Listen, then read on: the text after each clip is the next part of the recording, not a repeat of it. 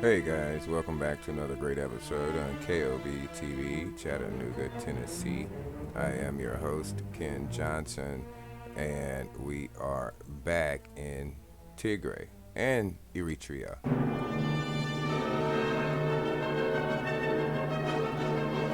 I'm just trying to find out what's going on, and I found this article. Well, this is about a week or so ago. We are already up on this. The UN has urged Ethiopian officials to allow them to access some 96,000 Eritrean refugees in the country's northern Tigray region. Amid reports, people have run out of food as conflict rages between local leaders and the state's government. Okay, over the weekend, Ethiopia's Prime Minister Abiy Ahmed declared victory and an end to the military offensive in Tigray after federal forces took control of the Tigray capital of Mekelle. Despite claims from Tigray's People's Liberation Front leader Desperation Gabriel Michael that his forces were still fighting on. So remember, I told you guys it wasn't over. They were going to continue to fight. Then upon digging some more, I located this article. And the link, of course, will be in the description. Eritrea Forces launches. Eritrea Focus launches 10,000 letters to UNHCR campaign to highlight the critical situation of the 100,000 Eritrean refugees in Tigray. Now, you're like, well, how are Eritrean refugees in Tigray when Tigray fired at Asmara, the capital of Eritrea? But it gets pretty epic down here. Today, Eritrea. This was the 1st of December, guys. So, 13 days. Let's see how many days ago. Yeah, 12 days ago.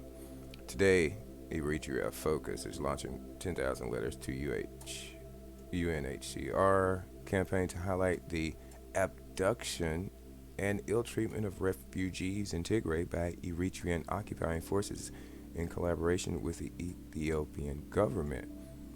Now, how is it that Eritrea is forcing its people out? And I know you're thinking like, what the heck is going on? And remember, guys, that border we talked about in previous episodes. Now, you'll be surprised at the letter they wrote. The UNHCR has a duty of care to protect Eritrean refugees and to exert pressure on the Ethiopian government to comply with international law and norms, which it has so far failed to do so. As a result, thousands of Eritrean refugees have been stolen at gunpoint from Tigray by the regime in Asmara. Now,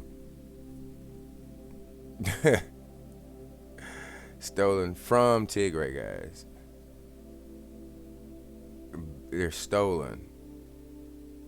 The Remember, Asmara is the capital of Eritrea, and as a result, thousands of Eritrean refugees they fled Eritrea, as you'll see soon on. The aim of the campaign is to overwhelm the UNHCR with huge numbers of letters from across the world over the coming 10 days in order to get them to proactively act in partnership with the international community to save Eritrean lives.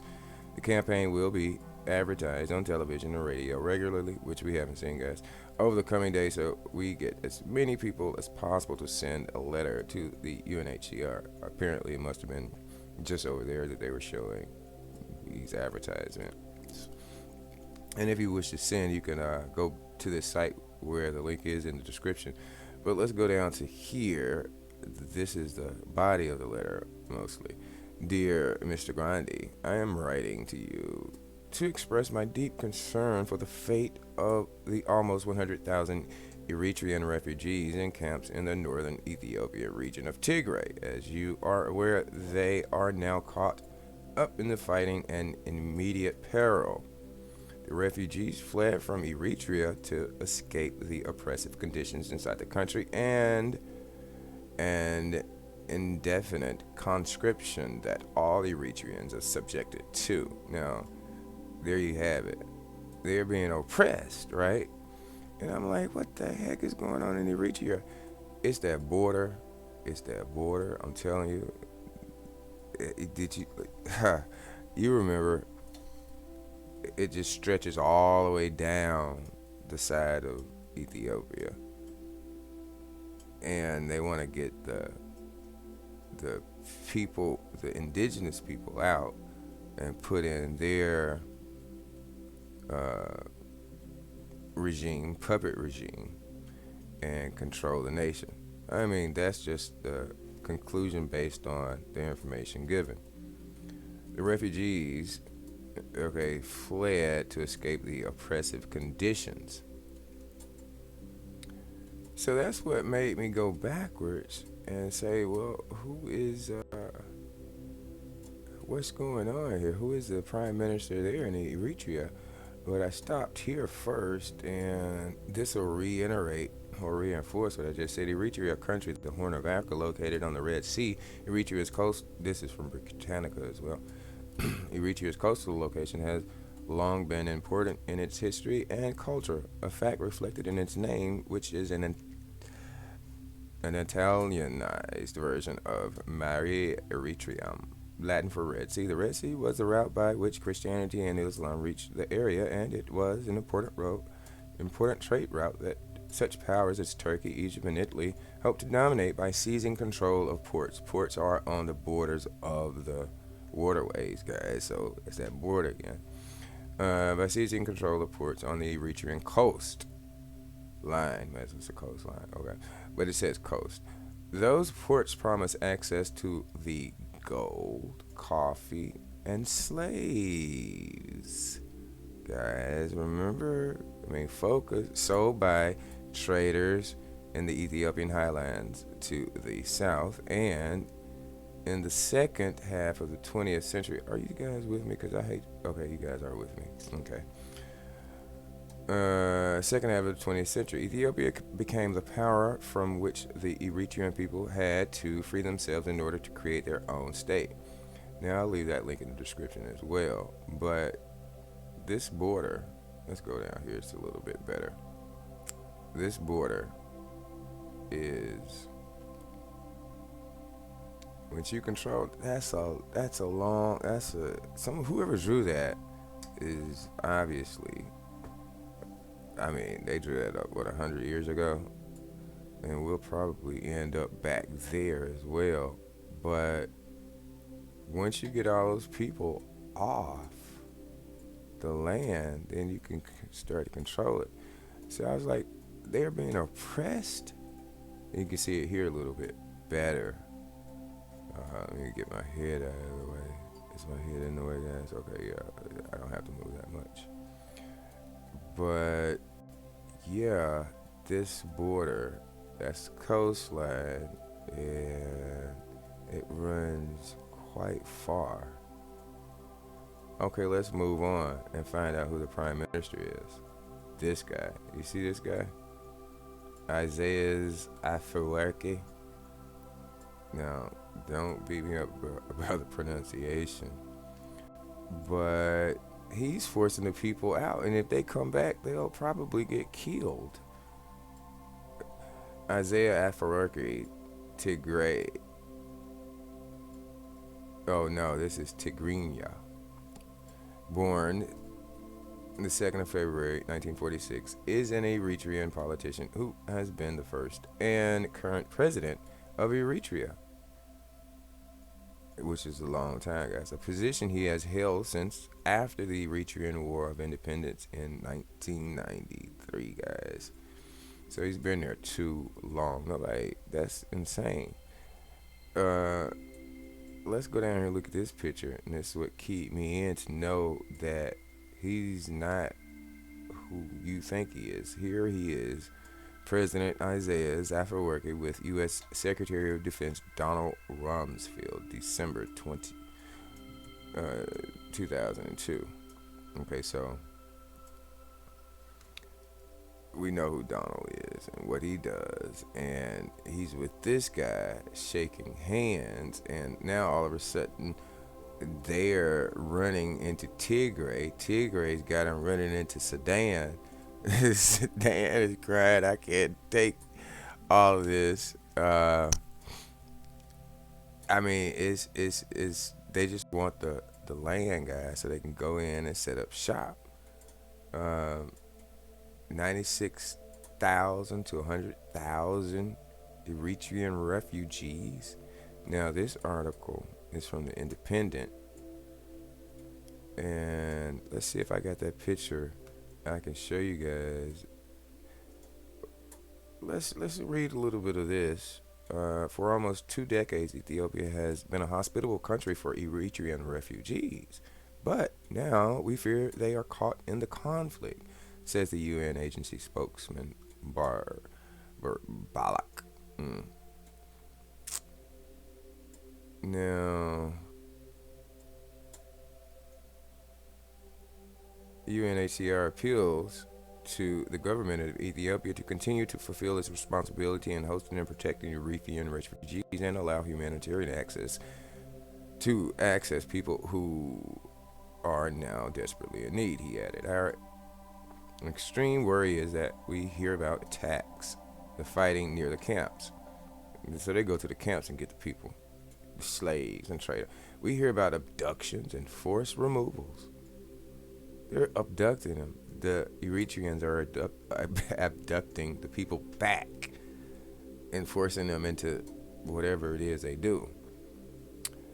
And he says, so this is very important for us to have that access to go and see what has happened over there. So yeah, the UNHCR wants to go in and check out things, and